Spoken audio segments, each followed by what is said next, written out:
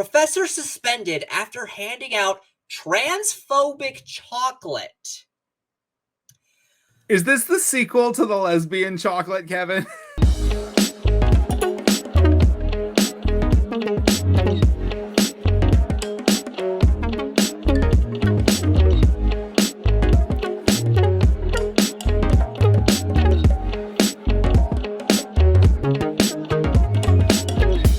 Il nomine Patris, thank you for being a friend. Sancta de slice of the cheesecake, a shady pines, ma.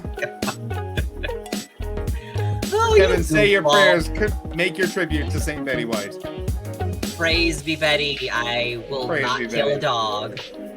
Unlike George Santos.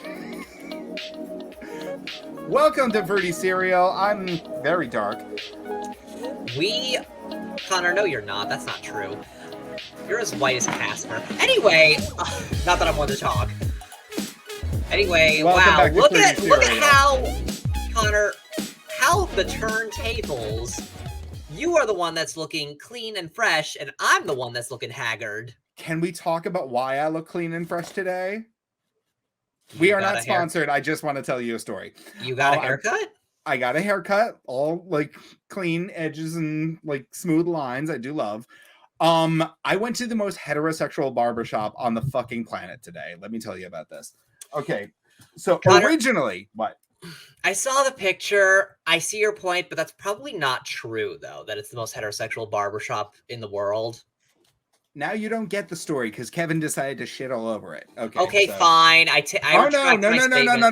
don't want to step on your joy, Kevin. You wanted to ruin my day. You got it. Congratulations. Wow. It's not like it's my birthday or anything. Well, it's not anymore. Oh, speaking of which, this was a gift that Kevin got me for my birthday. It's a very adorable Betty White candle. I know. I saw that. It smells just like her. So I bought that at this art gallery thing in Asheville, and the person who made that, they made like a bunch of different like holy candles with like mainly they had like pop divas on them, of course, but like pop divas and Dolly Parton, Cher, all that jazz. I think there was one with Harry Styles on it. Okay. You don't see a lot of male celebrities represented on those candles, like parody candles.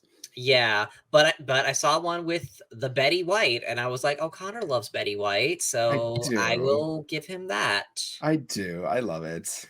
Thank you. I'm 31 now. Kevin, 31. Can you believe it? Is that Connor, is that a prime number? You tell me. I'm not math. What, and I am? You are. I don't know. I thought you knew math. What made you think I knew math? You love to tell me when I'm being stupid. Fuck.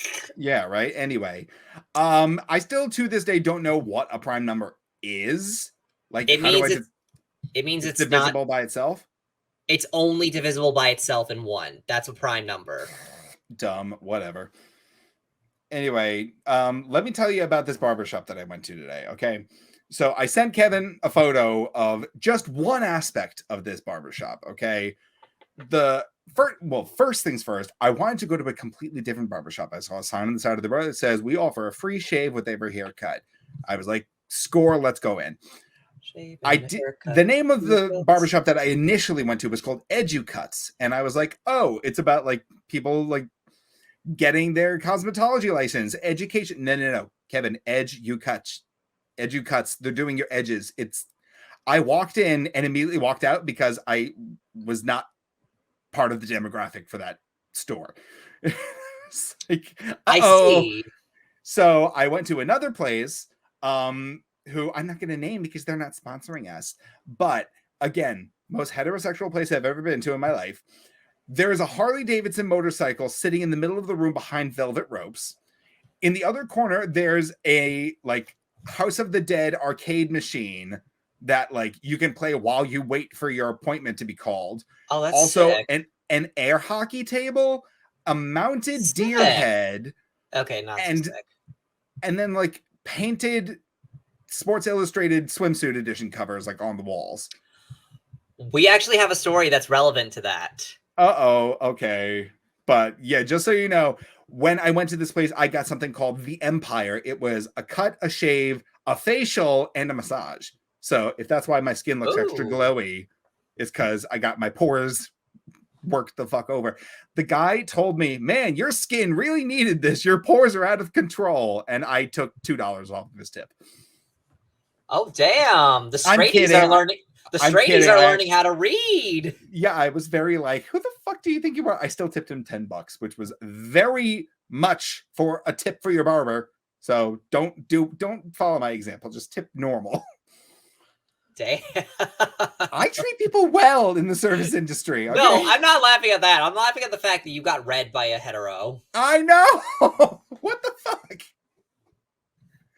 Oh, God. Oh, I have something else I want to talk about, but I want to save it until after your stories. Okay. Well, then let's not waste any more time. Okay.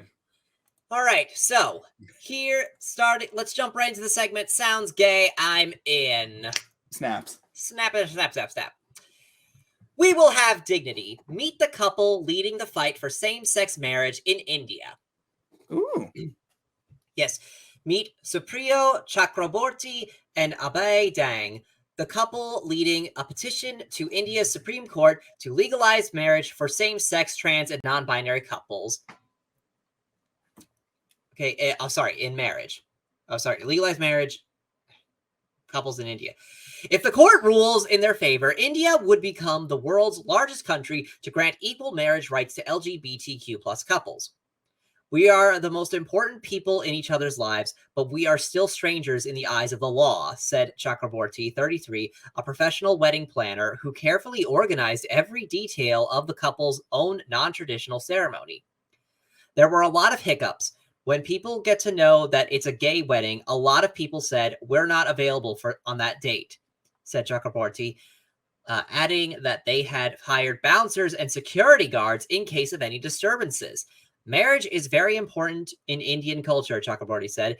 If marriage equality comes to India, we will have that dignity. That's incredible. I do love that. That is incredible. Like, really good for them. I'm very excited. I hope they are getting the attention they deserve because that's like... Well, that's why I shared their story. Okay, well, fine.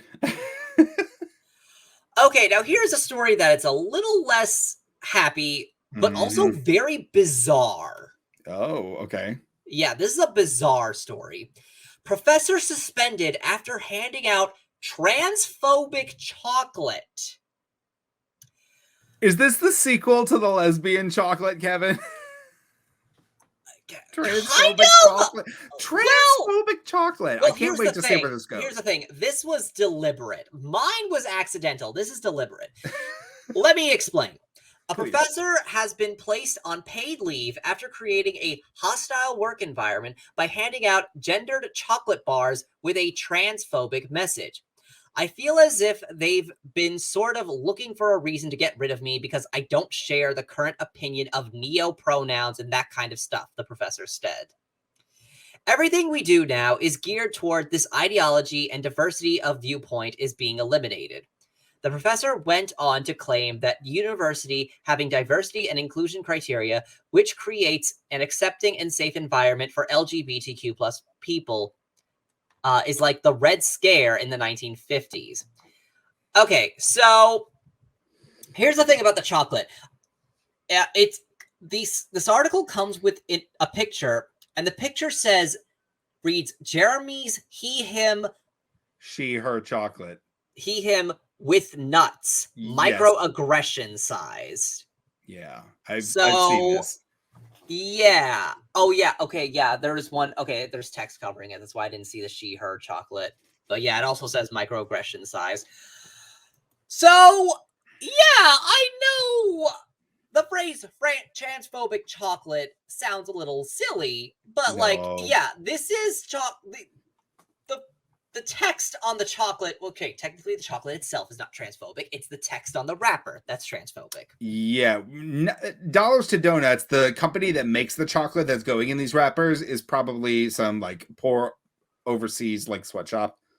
that does not give a shit about your politics. Like that new anti-PC beer that was like released months ago. Like that shit's probably trash. Most likely. But anyway, yeah, so and it's like it's so funny how this professor is like saying like we're against like, you know, the diversity of viewpoint is being eliminated, but like you're anti-diversity though. So like do you not see the contradiction in what you're saying here? Right. Oh my god.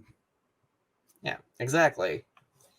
It's just dumb. And this is childish too. Like how do you become a university professor and like get to this level of childishness?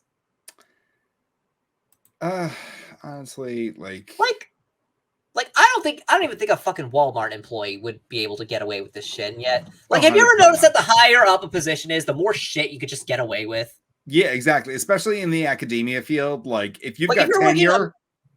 Yeah. And like, if you're working like a minimum wage job, like you've got to be on like pins and needles to be on your best behavior at all times. Can I mention something that's a little bit tangenty, but it's kind of related? All right.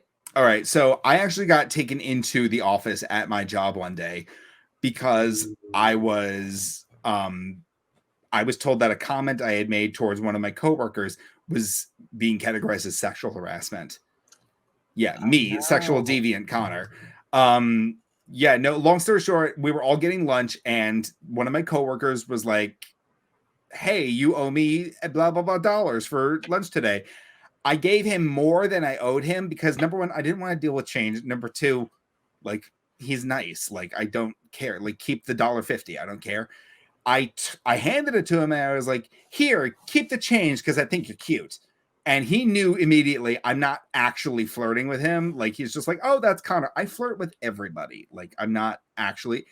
But because he was a man and I'm an out gay man, I got taken to the office and said, Connor, what you did was sexual harassment. You need to sign this note that I talked to you. And I said, no. Oh, you can do that. You can decline to sign something. And I said, I don't want to sign anything until my lawyer's present. And she just never brought it up again. My manager.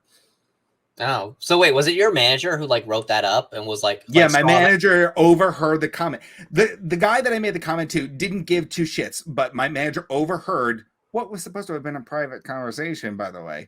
And she took it upon herself to report me to herself for sexual harassment. Now, was this was this on the hour? Yeah, it was at work. We were like getting ready to go to lunch. Okay. I see. So I will admit I shouldn't have said it in that context, but still, I'm not flirting with him. Like, clearly, this is eating away at me. So yeah, no, I get it. It's like, you know, but honestly, I'm being held to the I think you should have. I think you should have counter complained and like accused them of homophobia. I'm holding on to that card for something very specific. Okay. I don't want to reveal my hand just yet, but I have that card in the deck ready to go. All right. That's smart. Okay. All right. Send them to the Shadow Realm. Exactly. When it's ready. Okay. Next story. Taiwan grants same-sex couples right to adopt in huge step toward equality. That's wonderful. It is. Taiwan's legislature has passed a historic bill granting same-sex couples the right to jointly adopt a child neither of them are related to. The legislation was approved on May 16th and clears one of the final hurdles in Taiwan achieving full marriage equality. Prior to this, only heterosexual couples and single people were allowed to adopt children they have no biological relation to, resulting in only one person in the same-sex couple being able to legally register as the child's parent, even if they were both raising them. Oh, damn. Okay. Okay, I was kind of wondering, it's like, well, wait a minute. Why would a single person be allowed to adopt a child, but a same-sex couple can't? And it's like, well, technically they can, but only one of them is legally the child's guardian. And that's just the homophobia part of it. But right, yeah. This is very big. Okay, congratulations. But yeah, Taiwan. That is awesome. Way to go, Taiwan. Do love. Okay. And it's like we're gonna start switching these. It's like we're going in opposite directions when it comes to, you know, progress in our countries.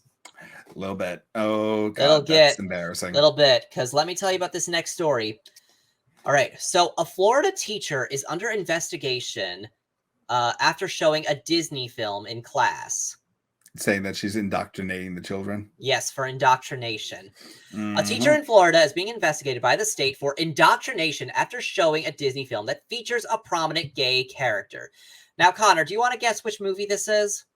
Atlantis, the Lost Empire, also known as Strange World. Yes, Atlantis, the Lost Empire on land. Exactly. Yeah. Okay. Yes, the movie is Strange World. The investigation comes after a 5th grade teacher named Jenna Marby showed her class Disney's 2022 animated movie Strange World as a brain break. The film features Ethan, an openly gay character, and a romantic plot between Ethan and his crush Diazo. So yeah, there's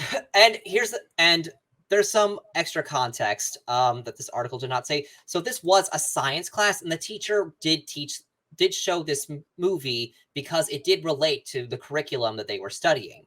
I did see that. Chances are it was like some kind of like biology thing because of, the big plot twist of the movie. Or I think it was Earth It was science. ecosystems. It might have been. Oh, yeah, I think it was ecosystems. That's true. Wait, so you know about this story? I did see the story. I saw her side of it saying that like the reason I showed it was because it related to the topics we were doing, but it was still like a fun break for them. Instead of just getting bombarded with knowledge, we have brain breaks where we'll watch a movie relating to our curriculum. Right. I thought this one was perfectly appropriate. Right. Which all schools do that.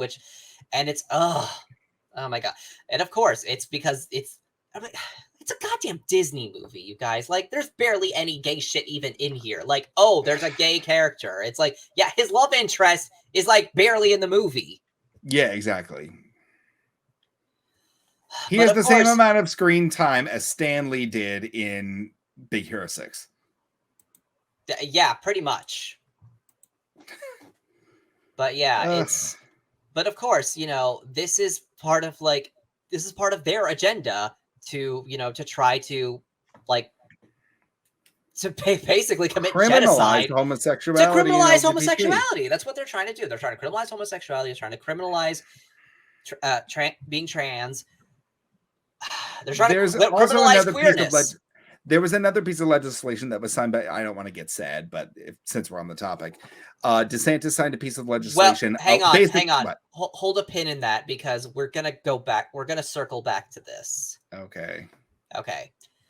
But yeah, I just thought this was a relevant story because it's showing how pathetic, this regime against gay people is, against the LGBTQ community is.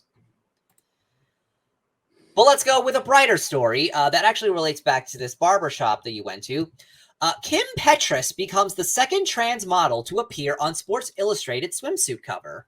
Love, okay. Yes, she is glowing, and we love to see it. Queer darling and trans icon Kim Petras has opened up about how being a cover girl for Sports Illustrated swimsuit was a huge confidence boost.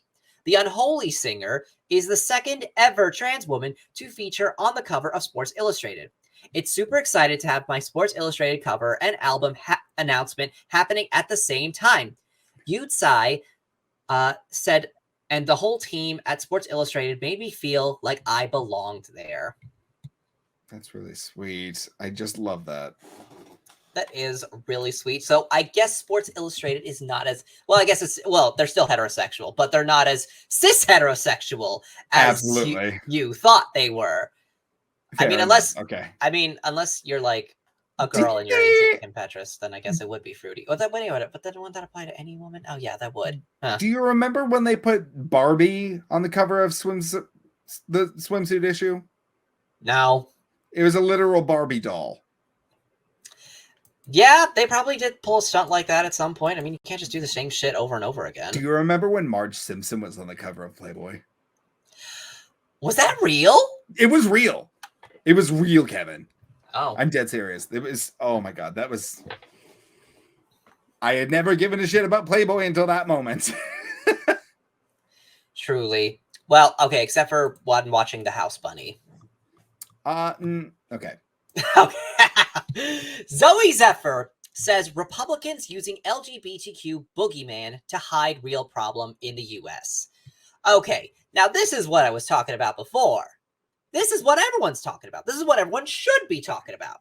Zooey Zephyr told Pink News she believes Republicans have created an LGBTQ boogeyman to hide legislative injustices in other parts of society, such as housing or the cost of living crisis. Seeing what the right is willing to throw away to achieve their extreme ideological goals, it should be concerning for anyone who cares about democracy in this country. She described right-wing solutions to inherent societal issues as inadequate, and added that attempts to censor her are only making those problems worse.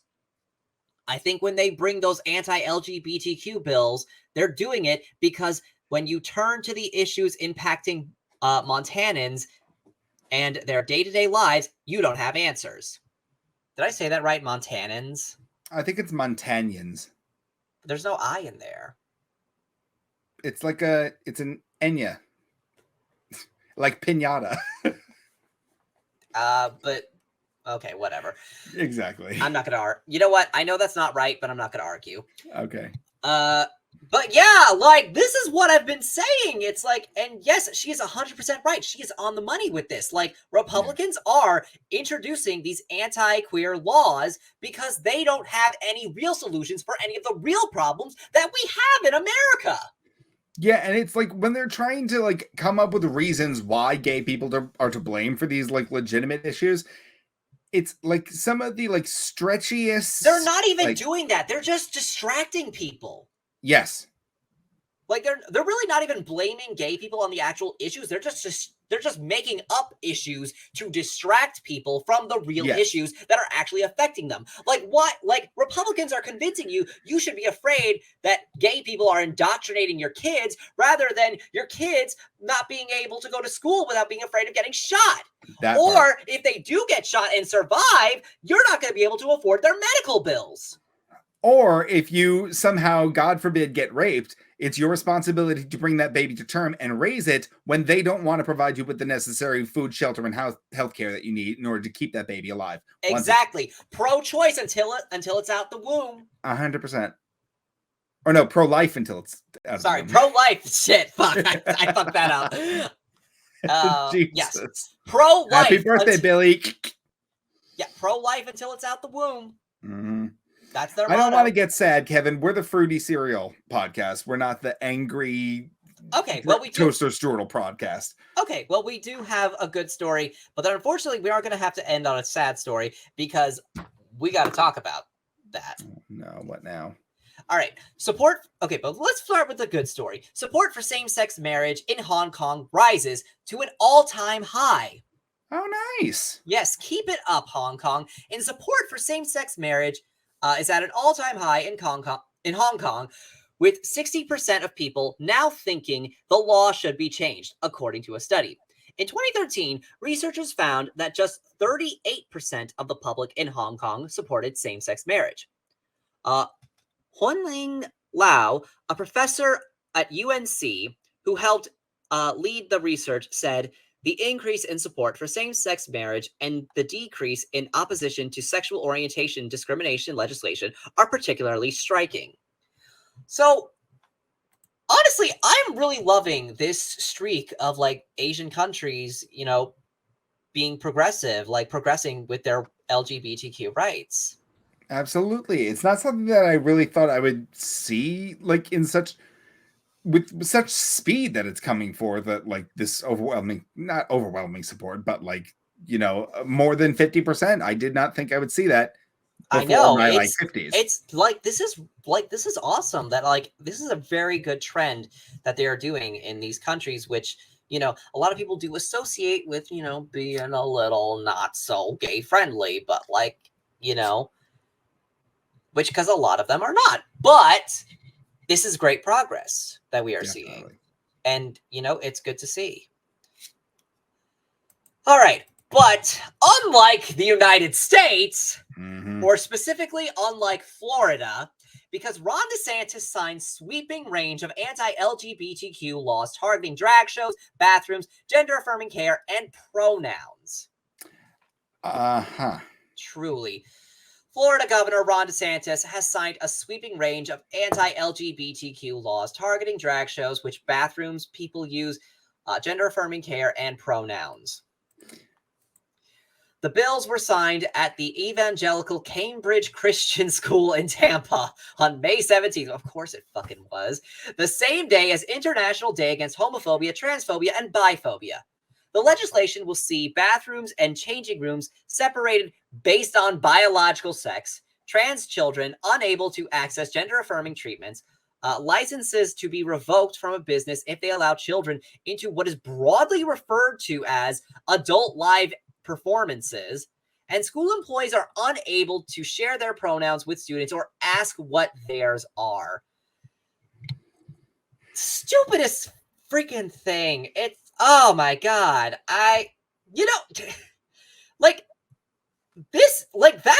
That's censorship. Like, at the very least, the whole pronouns thing, that's censorship. And, like, teachers are not allowed to say, not even allowed to say what their pronouns are. Hey, guess what? Cis people have pronouns too, you jackass. Everybody does. Everyone and everything does. It's a part of the English language. Are teachers not even allowed to teach about pronouns anymore? Most likely not, because a lot of people just associate pronouns with the LGBT. They're going to be like, oh, pronouns equals gay equals sex, therefore you're teaching kids about sex. It's exactly disgusting. It's so... Can we just talk about the fact that, like, my mind immediately goes to the fact that there's going to be an alarming number of suicides because of this.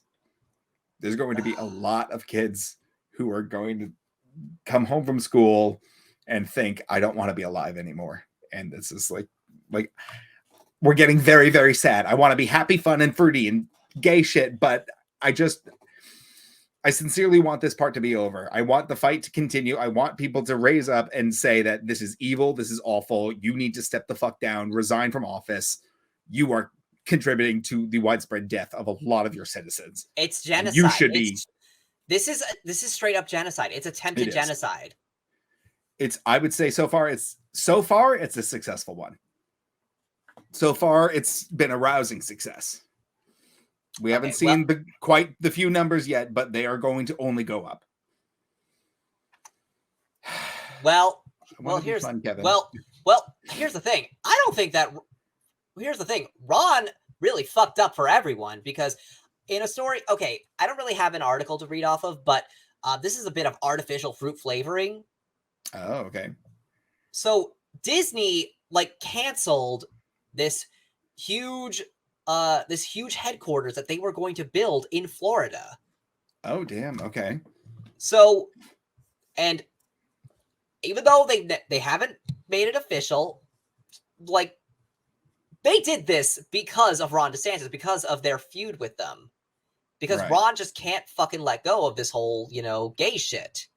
Yeah. And Disney's like, well, I mean, on the surface, at least, they're supporting gay people. But although, this feud with Ron DeSantis is, I mean, I know that's not their intention. They're just doing this because Ron DeSantis is picking the fight with them. And they're just defending themselves. Which, not to sound like I'm, I'm defending Disney. But, that is what's happening here. Yes. DeSantis, he is the instigator of all of this. Yeah. Disney would have gone just about their merry way, making their... Oh, yeah. If Ron had left them alone, they would have just done the same shit that they've been doing.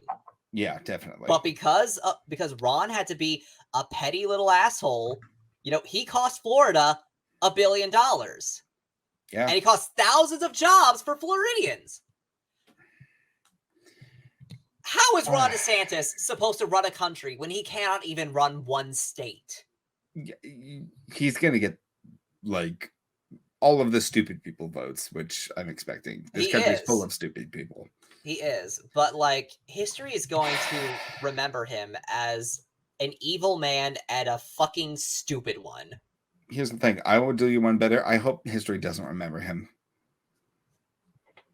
Well, I think we should remember him to make sure we learn from this. Which, okay, well, granted, I know I just realized what I just said. Americans learning. Yeah, I know. I realized what I just said after the words came out of my mouth. Not likely, but not impossible. No. Okay, here's another bit of artificial fruit flavoring that I think that you'd be interested. Mainly because our friend of the pod, Tori from the Oz vlog, covered this story. Mm-hmm. About a 76-year-old man charged with stealing Judy Garland's ruby slippers. This is a story that I was following for quite some time. The slipper. You tell us the story. Okay. A 76-year-old man has been indicted on charges of the theft of a pair of Judy Garland's ruby slippers from the set of The Wizard of Oz, 18 years after they were stolen.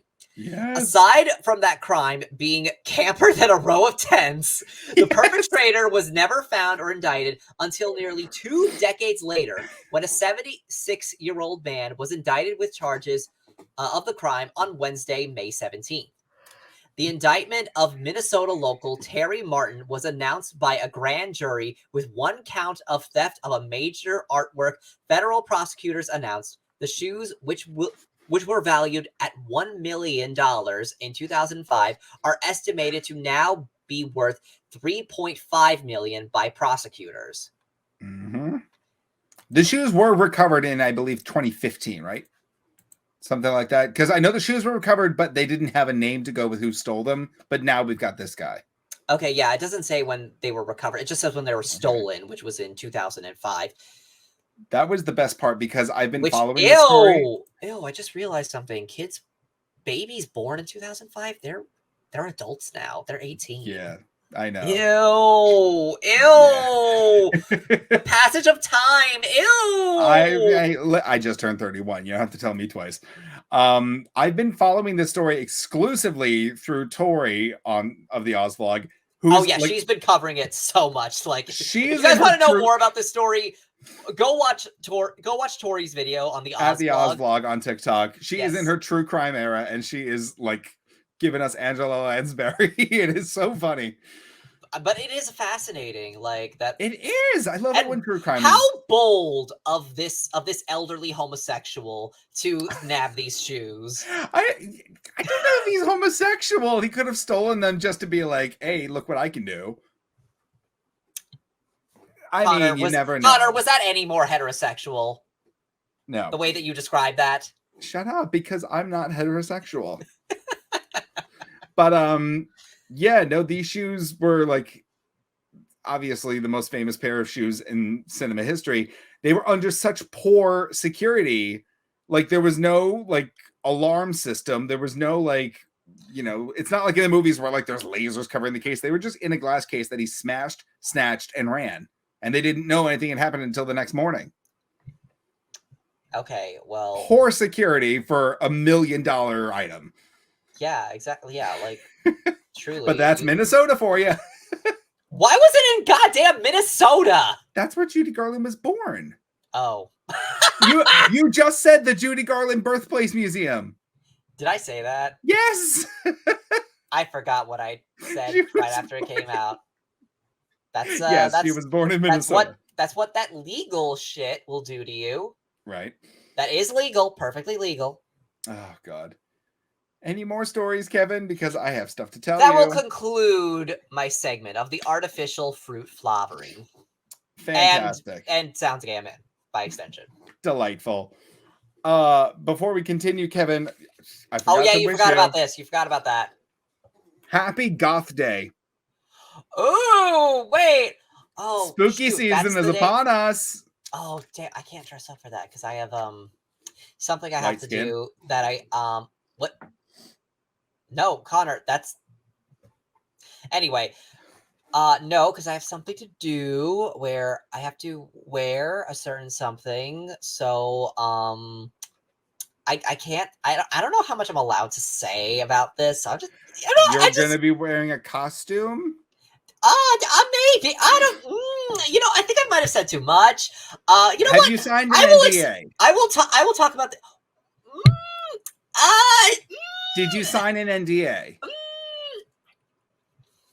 Yes. Kevin's mouthing yes. Kevin is mouthing yes. No, I'm not. For the record, I was not mouthing yes.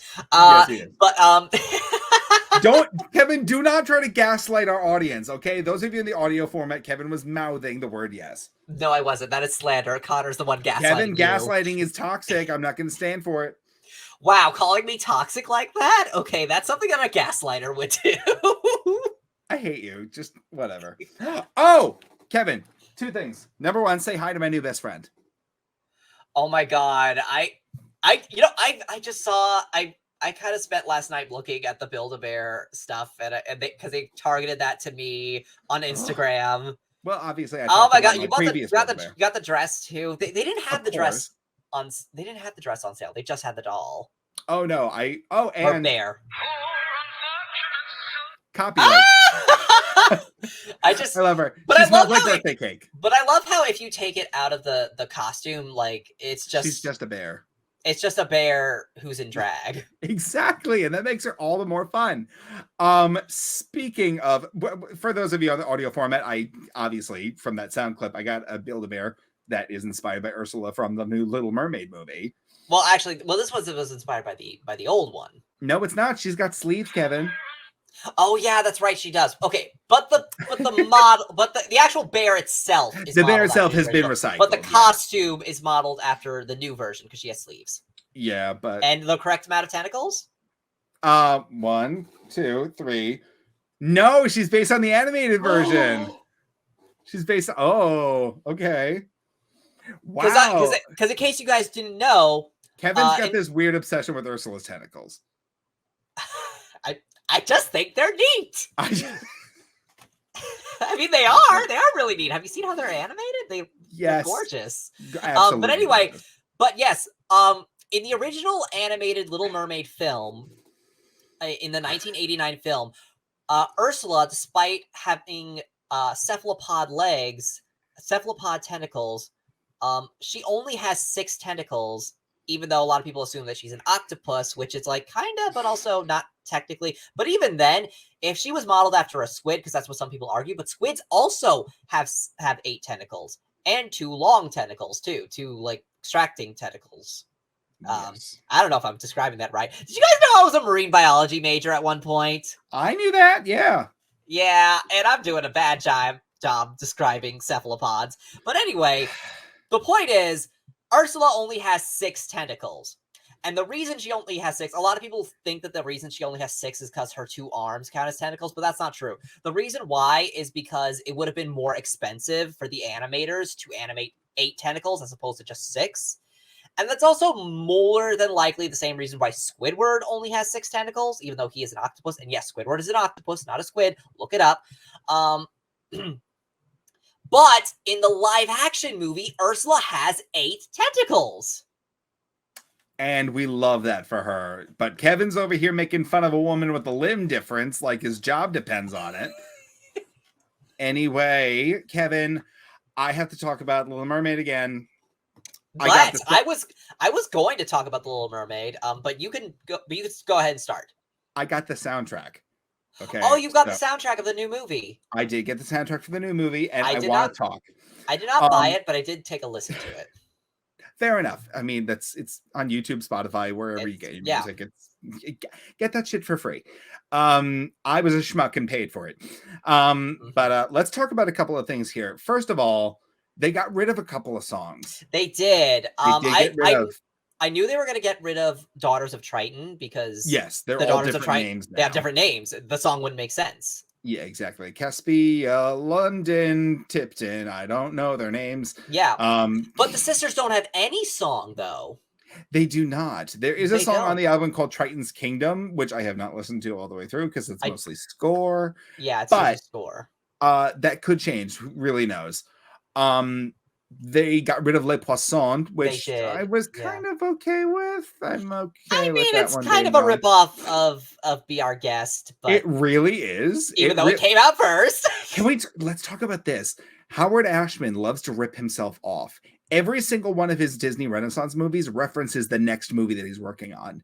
In Beauty and the Beast, you can hear when the Beast is dying. There's like chords from Aladdin. In Little Mermaid, there's a couple of chords that are going to be in Beauty and the Beast. And I was just like, wow, this guy is really just like over here being like, I've got a project coming up. Well, Connor, every song is like the same 6 chords in like a different order or something like that. I don't know. That's I was not a music major. I was a marine biology major, not a music major. So no, you're absolutely right. But there are some new lyrics thrown into here, most notably in Poor Unfortunate Souls and Kiss the Girl. Yes, I did. Kiss the Girl is very fun now because they focus on getting consent and asking her to kiss her instead of just doing it. Oh, did they? I didn't notice that. Yeah, if the time is right and the time is tonight. I don't remember all of it, but it was like, go on and ask her is basically what I got at. Well, I think, here's the thing. It's like Kiss the Girl is kind of a little problematic out of context, but like in context, it makes perfect sense because like Ariel not only wants to kiss Eric, she needs to, or else she's in danger. Or else her soul will go to a sea witch. Exactly. Can we also talk about the contract that Ursula signed? She says, you'll become human permanently. At no point does she ever say, and you'll also get your voice back. Like, she was planning on keeping that shit forever. No, I think she was. Yeah. No, I'm pretty sure. That's another fun part. In the new version of Poor Unfortunate Souls, they cut an entire verse. I know. Oh my God, they cut out the men up there don't like a lot of blabber. That's another girl that gossips is a bore. Okay, that's another problematic part, talking about like men don't value it when you talk. Yeah, so I'm kind of okay with that one disappearing. But it's Ursula Ursula knows that what she's saying is wrong. She's the villain of the movie. She's trying to manipulate Ariel. Kevin, is she really the villain, or is she just a wise businesswoman? Well, in the original fairy tale, she was just a businesswoman. In the original fairy tale, she was a neutral enabler. She didn't get involved in all the pesky politics. No, she didn't. In fact, in the original fairy tale, she even gave Ariel a way out. Like, because there's a part, because obviously this part is not going to be in the Disney version because it wouldn't make sense. But she sends the sisters, and the sisters also sacrifice their hair to her in order to get to the surface. Yeah. I don't know if they actually like became human or they just got to swim up to the surface with the knife. Yeah, they sold their hair to the witch in exchange for this knife that would allow her to turn back into a mermaid. So she's just chilling at home with her fancy new voice and her golden wig. Like, yes, exactly. But she's Trixie Mattel underwater. She is, yes. But okay, but anyway, but this knife is meant to if the Little Mermaid kills the prince with this knife, like she'll be out of the deal. Like she'll turn back into a mermaid. I don't think she gets her voice back, but she turns back into a mermaid. Her tongue got cut out. Oh yeah, that's right. So she can't get her voice back. Yeah. But yeah, she turns back into a mermaid and she won't die. But you know, she can't bring herself to kill the prince because she loves him too much, and then she dies. Yeah. But Kevin, I also want to talk about they fixed a plot hole from The Little Mermaid that you probably noticed. Is it about the deal about Ariel writing? Yes, Ariel is confirmed illiterate in this new movie. Ariel confirmed illiterate. Oh, no! The condition. I just realized how problematic that is. Oh my God. I think we're in trouble. Oh, no. Wait, we're not in trouble. We're not the ones who made this a rule. No, okay, let's make this context clear. Okay, so there's a line in the original movie where she says, take a gulp and take a breath, go ahead and sign the scroll, meaning literally sign your voice away to me. Which in this one, for her to initiate the deal, she says, pick a scale from off your tail, a drop of blood inside the bowl. I like that. You're signing the contract, quote unquote, with blood. But now there was always that plot point of like, oh, Ariel clearly knows how to sign her name. She could just like write in the sand, I'm the one that saved you. Now, since we don't see her signing her name, Ariel doesn't have writing ability in this new movie, which kind of fixes a plot hole. But no, but it's Kevin, such a minor plot hole, though. Like Disney I know, but really, people love to be nitpicky. And that's what these live action remakes do. Instead of like actually, you know, making a version of the movie that's just as good or better, they just fix nitpicks. Like that's exactly what they did in Beauty and the Beast, where they're like, "Oh, what is it? 21 years, 10 years versus 21 11. years, or why doesn't the town know that there's a beast in a castle? And it's like, Yeah, because exactly. they're dumb villagers. Like, because they're dumb French people. Yeah, exactly. And French people are white, so it's okay for us to say that. Jesus Christ, Kevin. We're running low on time. I have a hyperfixation of the week to get into. Okay, but I just have, before you do, actually, okay. You know what, Finish up and then we'll go. No, I was just gonna say, so I watched The Little Mermaid, the original movie, the other day, and I remembered how much I loved this movie when I was a child. Like, when I was a wee lad, I loved The Little Mermaid. I think I wanted to be Ariel. Like, I had a whole toy drawer just for Little Mermaid toys. That's remember. Adorable. You were so gay. Exactly. And I could talk to my parents about this. I was like, hey, Mom, Dad, so, like, you knew I was gay because of how much I loved The Little Mermaid, right? Like, you knew. You were like, yep, our son's a little cigarette. A little sprinkle in the sunshine. A little, I don't fucking know. What the fuck was that? I said a sprinkle in the sunshine. I don't digress, I beg of you. Okay, but anyway, but they told me, oh no, what? That doesn't mean it. It was a very popular movie. They were like, but they acknowledged that I loved Little Mermaid. They were like, oh yes, you loved Ariel. Ariel was your favorite. But like I told them, so you knew I was gay, and they're like, what? No, don't be a stereo. Don't think of things as stereotypes, Kevin. Don't stereotype people. And I'm like, okay, yeah, lecture me about that, okay? Meanwhile, my father bought me a Little Mermaid inflatable pool when I was 2 years old, so I blame him. Yep, it's all your fault. Yeah. Okay, Kevin. I will make you a potion that will turn you gay. Got it? Gay. But yeah, so my parents were just like, oh, it was a very popular movie. Like, who cares? And like, okay, sure. Fair enough. Kevin, let's hyperfixate. Okay, yes, let's do it. Kevin, I was talking to my friend a couple of days ago about the new Barbie movie that's coming out, which, by the way, did you see the Margot Robbie Barbie doll? No, I haven't. It's giving Justin Bieber, and not in a good way.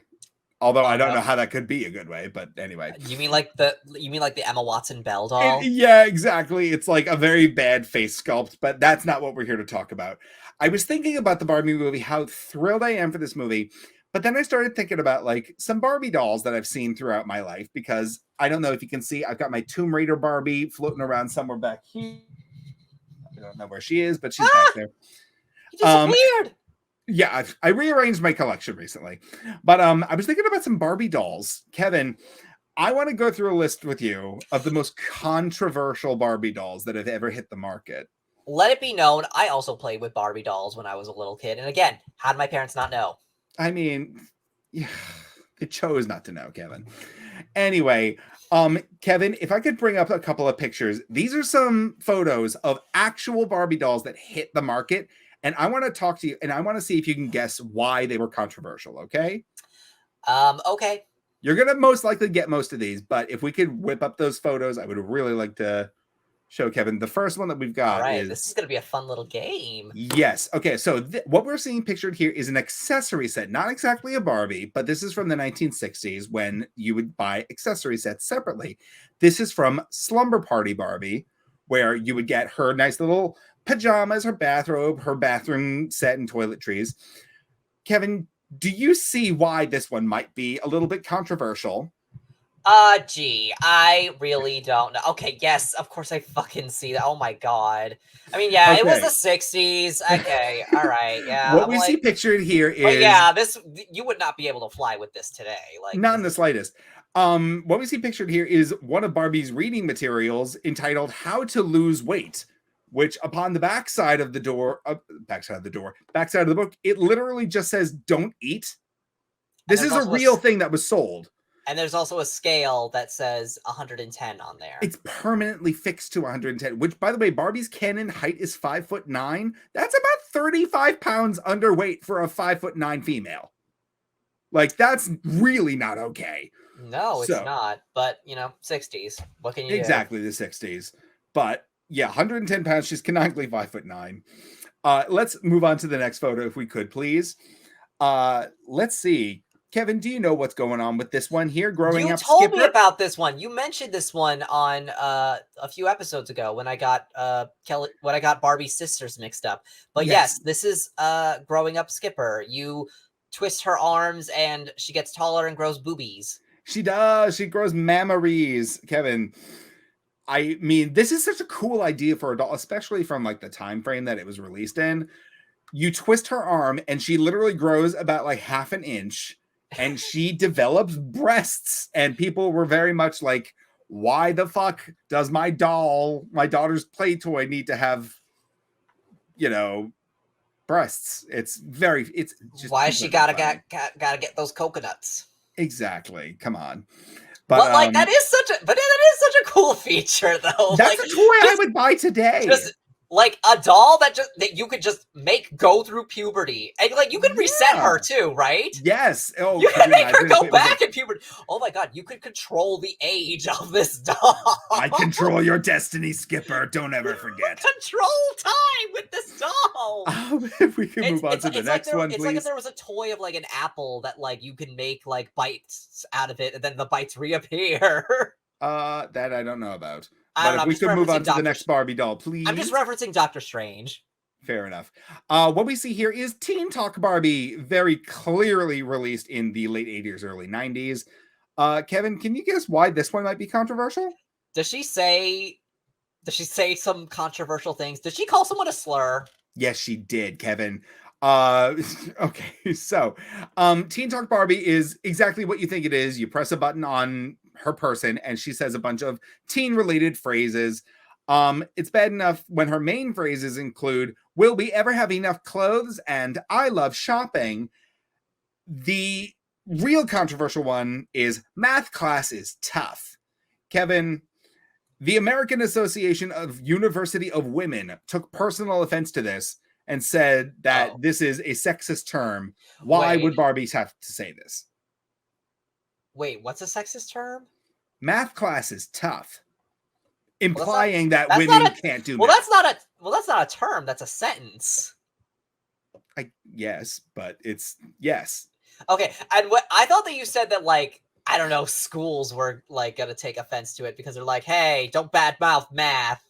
No, this was like an actual like association of like women saying that like why women can do math. It's okay, so it's okay. That is why this particular one was controversial, at least. If we can move on to the next one, please. Thank you, Pod Daddy, for all your hard work. Ooh, so now we've got Share a Smile Becky. Kevin, what's going on with my friend here? So did people find this ableist? Yes, actually. So what we have depicted here is Barbie's friend Becky. She is a mobility aid user. Mobility aid user, specifically using a wheelchair. Kevin, the big problem with this one is she was viewed as ableist because her wheelchair does not fit inside of the elevator in Barbie's dream house. Oh. Barbie's dream house is not wheelchair accessible. Okay, well, that's Barbie Dreamhouse's problem, not hers. Yeah, but like for the entire brand of hotel to make this massive oversight. Yeah, Barbie basically told her friend Becky, like, you're not welcome here. And now if you get a modern day version of the dream house, all of her stuff is wheelchair accessible. Well, she's welcome on the first floor. Kevin, what the fuck? Oh my god, I'm sorry. Kevin, what the fuck? That was not okay. I'm sorry. Let's move on, please. I don't want to get in any more trouble than we already have. You lined that one up. You teed it up. Kevin, Connor, please tell me what's up with my friend Midge here. What's going on with her? Oh, damn. I thought Midge was white. Midge came in a variety of skin tones and hair colors. Oh, okay. But yes, this is Midge and baby. Happy family, mom and baby. Midge, what's up with her? You know what? I think I actually do remember this now. Because I remember you talked about this, when the Barbie trailer first came out. You talked about this character, and I was like, I have no idea what you're talking about. But now I'm like, yeah. Because doesn't she just like have like a removable stomach that you just take the baby out of? Kevin, like basically you give her... Basically, you give her, she doesn't have a vagina, so you give her a C-section. You got it exactly, Kevin. Pregnant Midge. She is 3-in-1, crib, table, and cradle, featuring baby and baby bump Kevin, she could be both pregnant and like, postpartum, and like she's like Schrodinger's mother. It's absolutely amazing because in order for her to give birth, you would have to, number one, remove her shirt, 2, remove her stomach, 3, take the baby out, and then put her shirt back down, and she would be sans baby bump and with baby. And by the way, there's no question here. It's a girl. You don't get the choice to determine that baby's gender. It's a girl. And I just found this so funny because, number one, she's a single mom, Kevin. Where's dad? A single mom who works 2 jobs, who loves her kids, and she's never a single stops. mom because she doesn't have a wedding ring on. That's where the controversy came in. Not the fact that she gives horrific live birth, but the fact that she doesn't have a wedding ring. And she's played by Emerald Fennell in the Barbie movie. If you see like her poster that says this Barbie is pregnant or whatever the fuck it says, strategically the logo for the Barbie movie, it covers where her wedding ring would be on her hand. And I thought, wait, that's so funny. That's so next level genius. That's why I was so into this segment right now. Okay. But yeah, I remember this toy because I don't think I ever had it, but I think I've seen I might have seen like commercials for it. I might have seen it in the toy store. Probably. Or maybe a friend, or maybe I was at a friend's house who had this toy, but like I just do have memories of like this detachable stomach Barbie doll. Yeah. And of course, as kids, you don't really think that much of it, but like, it's the parents thinking way too much into it that are like, controversy. Yeah. I thought like, oh, that's neat. Yeah, that's absolutely very neat. If we could possibly, of course, back then I didn't even know how. Oh no, we got one more, Kevin. Oh god damn it! Not this one, motherfucker.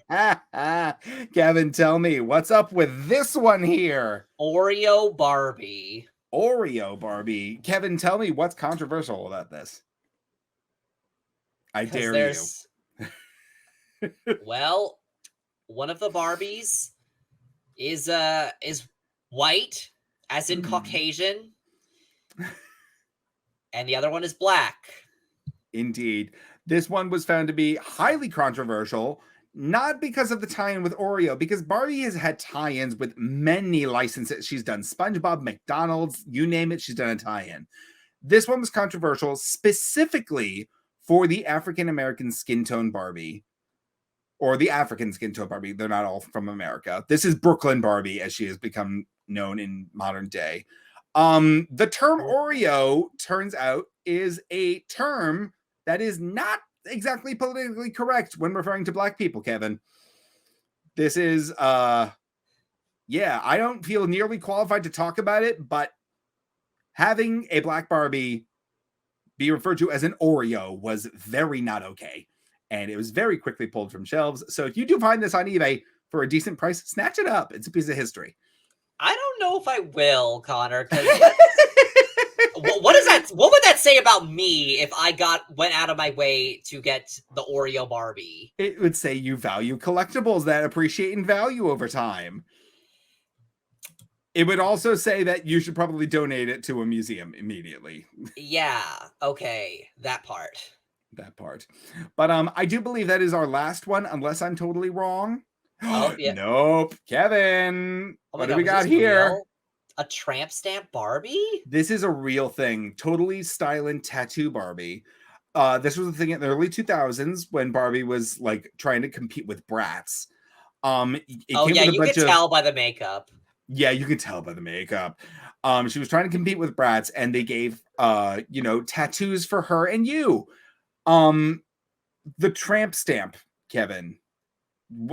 What could possibly be controversial about that? I mean, it has a heart that says Ken on it. Yeah, it's number one, don't ever put your significant other's name on your body. That's just bad tattooing. Number two, why the fuck did Barbie do this? Ken's not even her canon boyfriend. They're just sweethearts. Wait, didn't they? I'm pretty sure in canon, like, they broke up, but didn't they get back together at some point? They did date for a while, but they are not an official couple anymore. They are just very good friends. But the tramp stamp is a real thing that was included on this Barbie, and a lot of people had issue with it because, number one, they thought it would encourage kids to get tattoos. Number two, they thought it would encourage young girls to get the name of men who don't matter on their bodies. So yeah, that was totally styling tattoos, Barbie. Totally, dude. Totally, dude. Which, by the way, Barbie would never actually go under the needle. These are all like removable, 100%. But the fact that this one was an option was a little gross. Yeah, that is a little weird. Anyway, oh yeah, I guess you don't. Oh yeah, I guess I didn't even realize. Oh yeah, you don't even have to put the tattoo there in that particular spot. Exactly, but it was just the specific. But the fact that you style. could is like, yeah, and also yeah. Definitely. That being said, I believe that was the last of our controversial Barbies. The other one I did want to mention was Computer Engineer Barbie. This was a doll that came with a book on the side. I didn't find any photos of it that would have really mattered. But the plot of the book is Barbie becoming a computer engineer, fucking up the computer system, and only being able to fix it by getting help from Ken. Wait, yeah. the story of the doll? The story of the doll is that she became a computer engineer, screwed up the computer system so badly that she's just like, oh, I don't know how to fix this. I know, I'll call Ken and he'll fix it for me. So it was very much like, was this story like on the box, or was there a tie-in cartoon? Oh no, it was a physical book that came with the doll. Like, it was a book that came with the doll. Okay. Yes. And then there was also the Barbie that had a camera in her chest. Do you remember that one? I'm dead serious. It was a digital video camera that had it was supposed to look like her pendant or something, but her back was a screen that you could record. People have made TikToks using this Barbie doll, Kevin. I'm dead serious. How old? When did this Barbie doll come out? In 2007, 2006, maybe. But people have salvaged these dolls and been like, I'm filming a TikTok on my totally camera Barbie or whatever the hell it was called. That one was controversial because they thought girls were going to be coerced into making illicit videos of themselves. But well, I thought it was because people would use them to spy on people. Yeah, exactly. But blame the girls. You see where I'm getting at with that? We're going to blame the victims. Oh, right. Yeah. Yeah, of course. Anyway, that was entirely my hyperfixation of the week. I love controversy where there is none. So, I mean, those were controversial, to a degree, but just let the kids have their play toys. God. The Oreo Barbie, I understand. That one was very not okay. But pregnant Barbie, let her have that baby. Or don't. Roe v. Wade, we miss you. Damn. Sorry. Got real for a minute here. We've been getting real for a majority of this episode, okay? We have. We've just been getting real in general. We're in our real era. And I don't like it. I want to get back to the fun stuff that people tune in. Well, don't worry. Next week, we're just straight up doing a review of The Little Mermaid. Yes. Oh my God. I got my tickets already. I'm going on the 27th at 6 p.m. So I'm going to be coming home and immediately going to record the show. Okay. Right on. Yes. Be fresh in my mind. I know. I don't know what to think. Cause I'm hearing all the good reviews, but I'm just not thrilled with the new stuff that they've added though. There's one song that I really love. In terms of the new songs that are added, the Oscar bait. There's one song, it's oddly enough Prince Eric's song, the song for the generic white man. I'm sorry, I'm not really, controversial opinion, I'm not really that into it. I don't blame you. I fully believe that if this song has one fan, it's me. I genuinely like the song. Well, you're actually not the only one. I've seen other people really love this song. In fact, a friend of the pod, Tony, he posted about it on his Insta stories the other day about how much he loves it. That's his You know what? He also posted about on his Insta the other day that I never heard back about. Ugh. Oh, yeah. I asked him if he would like to go with me to see Once Upon a One More Time, and he never responded. So now he's no longer welcome on Fruity Cereal. I'm kidding. He's welcome back anytime. We're still going on okay. We're going to go on the cruise, and I'm just going to be really aloof and not talking to him the whole time and just be like, oh, hi. Yeah. Oh, hi there. But yeah, I don't know. It sounds the song sounds like a Mumford & Sons song from from the early 2010s. Am I wrong? Am I wrong? You're totally right, but that's why I like it.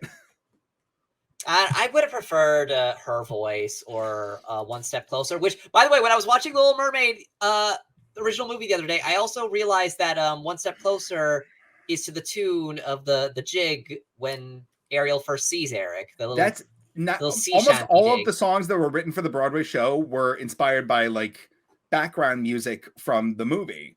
Like Alan Menken literally just was like, I don't feel like working today. I don't really want to do the work today. Exactly. But like, but it makes sense. It works. It makes sense to do that. And he kind of did the same thing with this new song for the first time. He just reworked Wildest Dreams from the Broadway show. Oh my God. Yeah, I just really don't understand why these Disney live action remakes just don't include the songs from the Broadway shows. Like, it would have at least justified your existences if you did that. It's like, oh no, we're not a remake. We're an adaptation of a musical that's an adaptation of an animated movie. Do you want to know something? I actually know why they don't always include those, because there's licensing between stage rights and film rights. Really? Yes. If you've ever paid attention, sorry. P.L. Travers, who wrote the Mary Poppins books, famously hated the Disney movie, right? Mm-hmm. Despite what the Disney movie about that tells you. Exactly. So she gave the stage rights for Mary Poppins up for sale to Disney on the condition that it could not be anything like the Disney movie. So then they said, oh, well, we don't want the stage rights anymore. Then she died, and they said, oh, I think we want the stage rights again. And they just, I'm dead serious. And then she died, and they were like, well, can't stop us now, bitch. Exactly. And her estate was like, sure, we have no reason not to trust you. We want to make some money. Mm. She also wrote specifically, like, in her death, like, if there is a stage version of Mary Poppins, anybody involved in the film version that I hate so much, they can't be anything involved with this one. I want it to be a fresh take and based on my books. So that's why you have songs like Brimstone and Treacle and, like, you know, more like book-based Mary Poppins. But doesn't the musical also have songs from the movie, the Disney movie? It does, but like they try to respect her wishes to a degree, but they still want to capitalize on the nostalgia of the film. But there's no way that for Disney that it could be that much of a cost, though. It can't be that much of a cost, but it gets muddied, and it's also like, not for nothing, it's not really worth it. They want new original songs that they can use as Oscar bait because they want that best original song. Do you really think that Scuttlebutt is going to win the Oscar? I certainly do not. Fucking Awkwafina, man. Fucking Awkwafina. Fucking Awkwafina. In defense of Awkwafina, but I do still like her though. I do like her. I just hated her in Shang-Chi. Like, you know, I think it's a good thing that America's new funny woman is an Asian woman. I just think that's really cool. That is really cool. Definitely. That America's new funny girl is. We should get her to star in a remake of Theodore Rex. She probably would. She probably would too. Would. Yeah, I can see. I actually can very well see that Theodore Rex remake starring Awkwafina. I could see that. Kevin, I believe we've been talking for quite some time. Do you think maybe we should say goodnight? All right. Time to say goodnight. It is indeed. Goodbye. Thank you so much for joining us on this beautiful Monday at 7 p.m. As usual, if you wanted to follow us, you can do so across all social medias except for Facebook at Fruity Cereal. That's fruity like the fruit, cereal like the number. You can follow me anywhere at It's Kevin O'Lear. That's ITSKEVINOLEAR. Oh, and don't forget to subscribe to the Empty the Bench podcast YouTube channel. Indeed, that's where you're going. That's the only place you'll be able to find our video formats for the podcast. All other places you're going to find them are in our audio formats. So if you would like to see my beautiful Ursula Build-A-Bear, follow us on YouTube at youtube.com/ETB Network. And when you do, make sure to like our videos as well. You might not think that helps, but it actually does. It's the most help you can possibly give, and all it takes is one click. If you'd like to follow me on social media, because Kevin didn't give me the chance to say my handle, it is Connor K. Fitz 92 across all social media. I'm sorry. I think I got them mixed up. I got the order mixed up. Oh, whatever, Kevin. Thank you so much for joining us. Because I get the orders mixed up. Yeah. Once again, you can listen to us every Monday at 7 p.m. on the Empty the Bench Podcast Network and wherever you get your podcasts. All right, everyone, stay fruity. Woo! Bye-bye, guys. Have a good day.